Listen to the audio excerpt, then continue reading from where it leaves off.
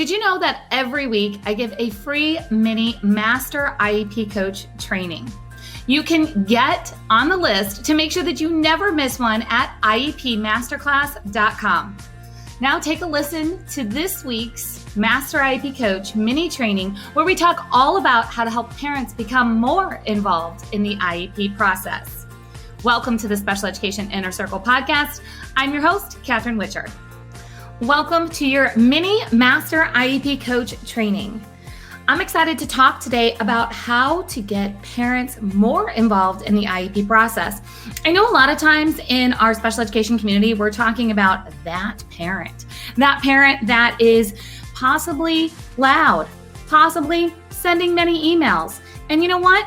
That absolutely sometimes is necessary, but we can go all the way kind of in the other direction. And there's a lot of parents that are not involved in the IEP process, and that concerns a lot of teachers. So a teacher asked me inside of the Master IEP Coach mentorship, she's becoming a Master IEP Coach. She says, what can I do to help parents be more involved? Now, whether you are already involved, you're a parent, you're already involved, or you're a teacher and you're like, all my students' parents are involved, these three strategies help every parent, no matter what level of involvement you are at. Now, first of all, I want you to keep in mind that it's not always possible for parents to be a participant in the IEP process. And that's not just because of maybe some obvious things like a language barrier or the IEP meeting times don't work.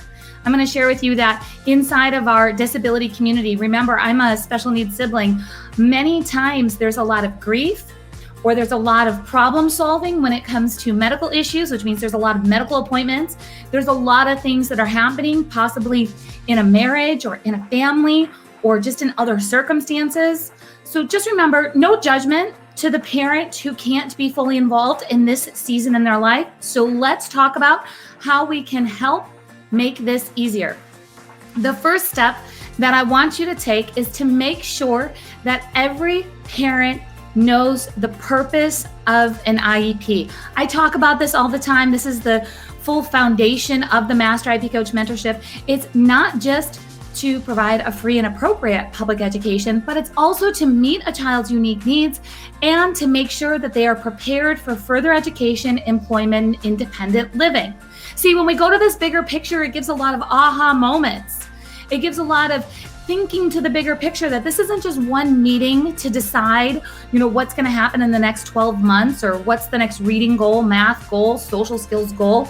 This is about the bigger picture and making sure that every child is prepared for further education, employment, independent living. So it's important for us to express that every year to every team member on the IEP, including parents, because this is a big piece that is missing in our special education conversation. So you can do that in a variety of different ways. It could be a note that is sent home. It could be a video message that a teacher puts together and can send to all of the students' parents. It can be through a phone call. All different ways to distribute this information of what an IEP really is, but it's not just an IEP meeting that we hear about where people come to the table and decide small increments that don't have necessarily that larger focus. All right, we want to restructure our thinking process about the IEP and make sure that everybody knows why it's important that they're there at the table, because this can be exciting things. When we write IEP goals in the right way for the real world, it's actually exciting to both implement them and, of course, watch our students or children reach those goals. So number one is set the foundation for the IEP, the purpose for the IEP, and make sure that parents know. Number two, the second thing that you want to do for a parent who possibly is not as involved in the IEP process as you would like them to be, as a teacher, you absolutely can create some type of form that is more simple than you think it should be. Here's what I mean by that. A lot of times you're speaking in educational jargon and you don't even know it. So you have to be able to prompt parents with questions like, what do you see your child doing in the future during the day? after school is over, meaning like after age 22? During the day, what would you hope for them to be doing during the day? Not just what kind of job do you think they're going to get? Because there's a lot of things that a child can do during the day, right? There's social activities, there's sporting events, there's community, perhaps events or classes that are happening. Of course, there could be a job too. So I want you to really prompt a parent for whatever grade level you're at to make sure that you're asking questions that are 3 to 5 years out, but that are not overwhelming to a parent. So that means kind of fill in the blank and help them imagine what is possible and let them know you're on their team to make this happen. That there's things that you can do in 4th grade to make sure that high school is going to be successful. There's things that you can do in high school to make sure that age 25 is going to be successful. So it's important for you to let the parent know that you're on their team and that you give them fill in the blank kind of visionary statements to help them get excited and help show you where you could be focusing as an educator. Because so many times we get stuck in that whole, well, the curriculum says we have to learn. Absolutely. We need curriculum. We need research-based methods inside of our classroom, but we also need to make sure that we are preparing for further education, employment, independent living, which means that's the stuff that we can talk to parents about. Because it's not about making sure we have the right educational jargon in this back and forth communication of, hey, I'm preparing for your child's IEP. There's some things that I would love to know.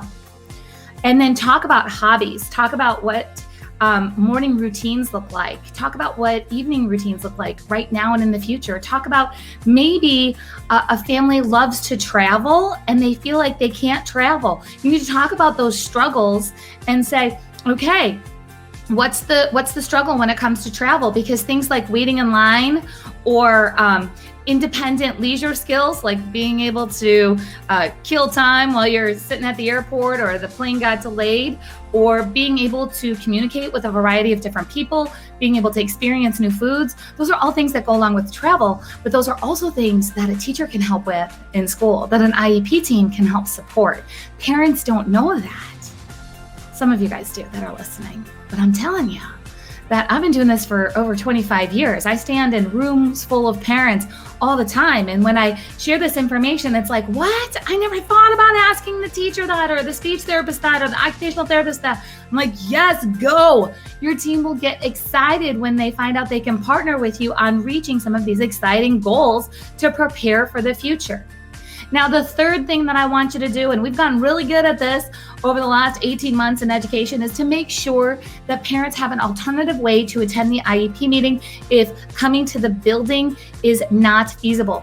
You know, a lot of times we're multitasking as special needs parents with, toddlers at home, and again, medical appointments and things that need to get done that quite honestly just have to take priority on certain days, or they can't get a babysitter, or. Like there's all these reasons, okay? And that's okay, because we have this beautiful thing called technology that we need to be using better in special education. Does that mean that we have to make the entire IEP meeting Zoom?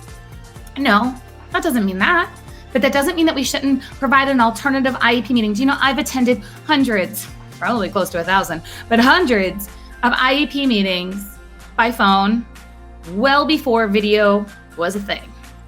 So I have a daughter who is recovered from childhood epilepsy, and I've been working this, career here for over 20 years, right? I shared that with you. But within that, I had a very medically complex child at home, and I was trying to figure out how to attend IEP meetings for my clients. So I was attending virtually before virtual was cool. So it's absolutely possible to give an alternative way. So, you can't come here? Okay, could you come here by phone? Can we give you an alternative way to show up? So do not shy away from continuing to offer alternative ways for a parent to participate in the IEP process. So there's 3 steps for you that you can take right away to make sure that you as a parent, you're fully involved in the IEP process. And for my teachers, you can implement these and take 3 steps forward towards helping parents who perhaps are just not participating fully at this time participate more and have more input It's never going to be perfect. This whole IEP process is never going to be perfect, but we can always do things to make it better. So if you liked this training, guess what? You would love the Master IEP Coach Mentorship. I want to make sure that you run over to masteriepcoach.com, drop your name and email, and I'll send you a welcome guide to the Master IEP Coach Mentorship so you can see if it's right for you. I hope to see you inside of the Master IEP Coach Mentorship, and never forget that the entire purpose of a child's IEP is to provide a free and appropriate public education that meets their unique needs, that prepares them for further education, employment, and independent living. I'll see you next time.